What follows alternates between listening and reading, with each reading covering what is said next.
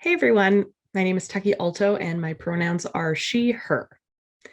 So, game studios generally pride themselves on being innovative and forward thinking.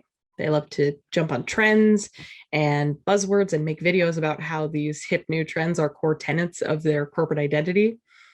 And honestly, that's not all bad. A lot of these concepts and mantras were born from really great ideas and good intentions. Um, so today I want to talk about one of these concepts that's been making its way through the industry zeitgeist and larger corporate vernacular for the last couple of years. That's right, it is empathy. That's amazing, right? Companies embracing empathy as a positive trait, not as a weakness. It's the dream and what a lot of folks have been pushing for a long time. But this is where I might lose you, so please stick with me. What if I told you that empathy is not the answer? Now, if I were to hazard a guess, I would assume that there's a pretty significant number of people watching today who identify as empaths or generally empathetic individuals. That's not me. It's really not my strong suit, and it's not because I don't care about how people are feeling. Empathy isn't the same as someone's capacity to care, which is what it's often conflated to mean. Empathy is like a superpower. It's a spidey sense that alerts you to how people are feeling. It's a drive to identify others' emotions and respond to them with an appropriate emotion. In many cases, truly feeling those emotions as well. The word empathy literally means in feelings. And like most incredible superpowers, it's something you're generally born with. Some people are just more naturally inclined towards empathy than others. So, there's a theory called the empathizing systemizing theory that tries to explain how people relate to the somewhat volatile social world or to the more rule governed system of the physical world. The theory explains these differences in terms of the two dimensions, empathizing and systemizing. The theory often used to describe a profile of traits related to autism spectrum disorder and to describe how neurodiverse individuals may vary in their ability to read social cues. Now, I personally have obsessive compulsive personality disorder, which, unlike OCD, which is an anxiety disorder, is a personality disorder characterized by perfectionism and a drive to do things in a very specific, optimized way. So while my ability to read social cues isn't generally impacted, my compulsion to systemize and find the most efficient way forward tends to strong arm through what may be considered more nuanced reactions to emotional situations.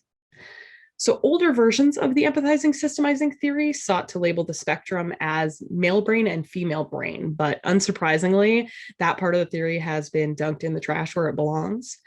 But holdovers from that way of thinking remain. Many people wrongfully assume that women and femmes are more naturally inclined to empathy and will subconsciously place the undue burden of emotional support on them.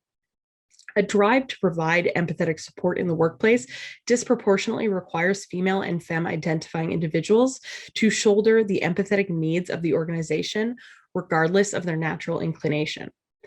So, if you've ever seen a superhero really give it their all, whether it's their powers being directly challenged in a fight to the death, or they're simply holding up an entire train so it doesn't crush innocent bystanders below it, you know this is an exhausting request. So, how do we unload some of this burden from the empaths in our organizations? The answer is compassion.